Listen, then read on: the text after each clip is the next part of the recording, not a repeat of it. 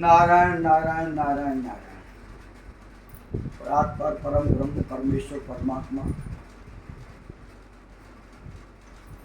दीनों पर अनुग्रह करने वाले संत व भक्तों को मुकुटमणि मानने वाले प्रभु चराचर जगत में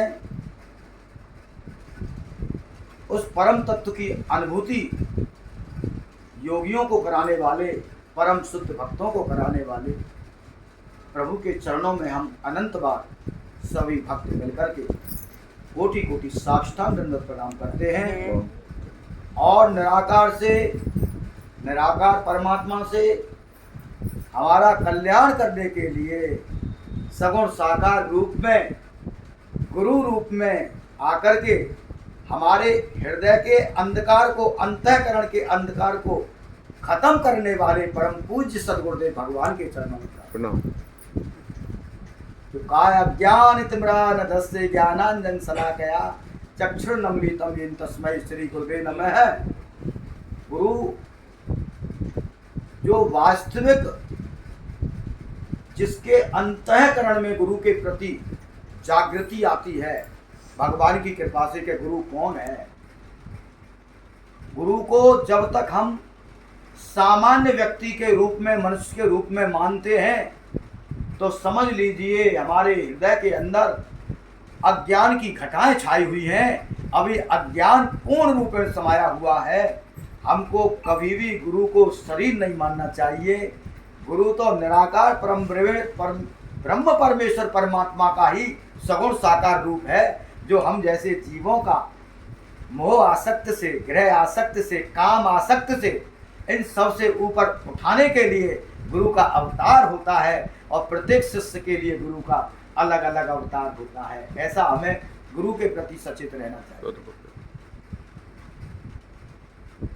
क्योंकि जब तक हम गुरु की भक्ति में नहीं है, गुरु शरणागति में नहीं है, तब तक मन और बुद्धि हमेशा हमारी दूषित है।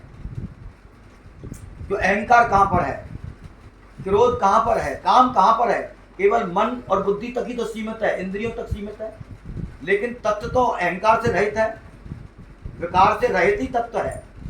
उस तत्व में पहुंचाने वाले अगर हैं तो वो केवल संत सदगुरु ही हैं, जो अपनी करुणा कृपा से, अपनी दया से इस जीव पर कल्याण करने का अंतर्निष्ठ भाव से जीव को आशीर्वाद दे देते हैं। तभी प्राणी की आत्मा महान हो जाती है, क्योंकि चराचर जगत के अंदर जो भी खेल चल रहा है मानव प्राणी में, केवल गुरु का ही चल रहा है। ना जाने गुरु किस रूप में आ जाए और आकर के हमारे को मार्गदर्शन दे दे। अनेकों प्रकार से लंबे समय से पुण्य कर्म में लगे हुए लोग, चाहे राजा बन जाएं, चाहे जिले के मालिक बन जाएं, चाहे स्टेट के मालिक बन जाएं, चाहे देश के मालिक बन जाएं, लेकिन कहीं ना कहीं जब विशेष पुण्य है तो उन पर एकाएक कृपा होती है, भगवान का इशारा होता है और भगवान ही किसी ना किसी रूप में आकर के उनको मार देते हैं। पहले भी हमने एक बार सुनाया था और अब दोबारा भी उसी का रूपक बनाए तो उसको सुना देते हैं।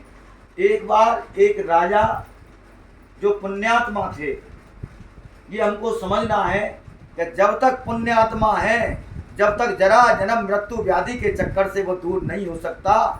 जैसे ही वो पवित्र आत्मा बन जाता है और पवित्र आत्मा से बनने के बाद शरीर को छोड़ करके जाता है तो जरा जन्म मृत्यु व्याधि सभी चक्करों से ऊपर उठ जाता है। फिर ये व्याप्त नहीं है, जन्म चाहे कितने भी भगवान कल्याण करने के लिए उसको दे दें, एक अवतार के रूप में वो जन्म भी अवतार होता है।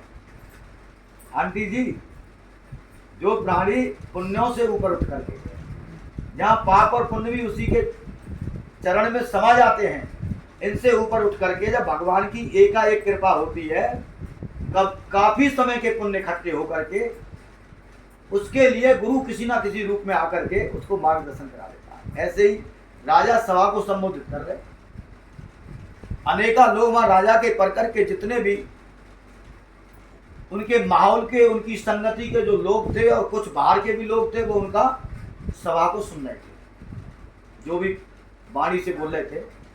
वहाँ एकाएक इतनी धारा बह रही थी कि सभी एकाग्रचित मन से उनकी बातें सुन रहे थे। लेकिन एकाएक लीला होती है, वहाँ कोई व्यक्ति और किसी नशैनी के रूप में आया और आकर के राजा की सभा को अपनी तरफ आकर्षित कर लिया। क्यों कोई मतलब जो है दारू के से रूप में आए, इधर उधर मटके और आला धूली करे और गिरी पुरी करे, तो सबका जो केंद्र है दिमाग का, बुद्धि का, वहीं पहुंच जाता है। ऐसे उसके पास पहुंच गया। राजा भी बड़ा विस्मित हुआ कि ये कौन है, हमारी तो बहुत इंपॉर्टेंट बात चल रही थी। क्योंकि देखो इंपॉर्टेंट बात जब चलती है, जब वाणी से प्रकृत बातें चलती है, जब वाणी कोई विशेष निचोड़ पर पहुंचती है, ऐसी बातों के बीच में ही अगर कोई आ जाता है या कोई सुई भी गिर जाती है तेजी के साथ, वो भी हृदय के अंदर खटकती है। हमने ये खुद अनुभव किया है। अब ये वाणी चल रही है, हम तो बोल नहीं सकते, ऐसा भी नहीं कि हम तैयार करके आए हुए हों। ये सब गुरुदेव की लीला है और गुरु की लीला है। वही बुलवाते हैं जब पता नहीं क्या बुलवा देते हैं, किसी को कैसा लगे कैसा नहीं लगे, हमें ये भी नहीं पता। नशेड़ी के लिए कहा तू कौन है, सभी सिपाहियों ने पूछा जो राजा के सिपाही थे, लेकिन कुछ भी नहीं बोला। वही अपना एक्री बैकरी और मतलब वही नशेड़ी। अब बोले इसको ऐसा करिए, इसको बंदी गृह में डाल दीजिए, कारागार में डाल दो और 24 घंटे बाद इसको फांसी लगा देना। तो उन्होंने बहुत प्रयास कर लिया उसको पूछने का और सारी चीज़ों का, लेकिन केवल डिस्टर्बेंस के अलावा और कुछ नहीं था, केवल डिस्टर्बेंस था। कैसी कैसी भगवान परीक्षा लेते हैं और किस किस तरह से कल्याण करते हैं। अब तो बंदी गृह कारागार में डाल दिया, 24 घंटा हुए, फांसी के फंदे पर ले जाया गया। तो फांसी जब लगती है तो उसकी अंतिम इच्छा क्या है ये पूछा जाता है। तो उस व्यक्ति से पूछा, भाई मौत तेरे बिल्कुल पास है, तू अपनी हमको अंतिम इच्छा बता, तेरी क्या इच्छा है। किसी से मिलने का भाव हो तो उसको बुलाया जाए, कुछ खाने पीने का भाव हो उसको बुलाए, कुछ भी इच्छा हो तो वो बता दे, सब तेरी पूरी करी जाए। तो राहगीर ने कहा जो विशेष उस तत्व के विषय में समझे हुए होते हैं और जो परम ज्ञानी और जो वास्तव भगवान की लीला में जो आते हैं, भगवान योग माया से अनेक प्रकार की लीलाएं करते हैं, लेकिन हम जैसे संसारी जीव, विषय आसक्त मोह आसक्त प्राणी उनकी लीला को न समझते हैं, इसीलिए हम अपनी प्रत्यक्ष अनुभूतियों से वंचित रह जाते हैं। राजा ने भी नहीं समझी, उसने कारागार में डलवा दिया, फांसी के फंदे पहुंच गया। लेकिन खुलासा अब होगा, जैसे ही उसको अंतिम इच्छा पूछी, बोली हाँ मेरी एक ही अंतिम इच्छा है, ना कुछ खाने की है, ना पीने की है, ना किसी से मिलने की है, केवल राजा से मिला दो एक बार मुझे और मेरे 3 प्रश्न है, मैं 3 प्रश्नों का जवाब पूछूंगा।